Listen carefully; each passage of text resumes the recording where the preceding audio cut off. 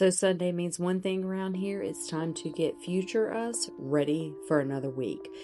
Have I mentioned adulting sucks? Ugh. Before I even picked up the camera, we have already cleaned the bathrooms and reset the bedroom, and trust me, nobody needed to see any of that. Now, it was back to the kitchen, deep cleaned that, made 10 egg bowls with eggs, cottage cheese, and bacon pieces so breakfast is already taken care of for everyone. Then I went ahead and chopped some romaine, basically enough to make 47 salads this week. I mixed up sloppy joes for an easy crockpot dinner later this week, and then because every Sunday needs just a little bit of excitement, I sliced one finger open and somehow managed to blood blister the one right next to it, both on my dominant hand.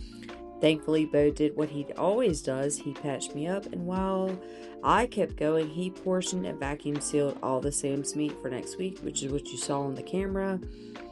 Then it was snackle boxes, which y'all just saw, air fried pork chops, that's going to happen another night this week. And then I wrapped everything up with round steak and gravy, rice, corn, and a salad for Sunday dinner. Oh,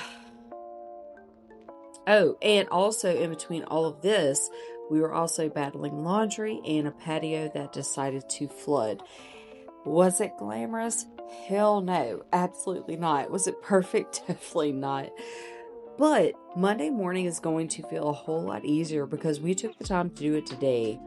And that's parent survival mode. It's not perfect survival mode,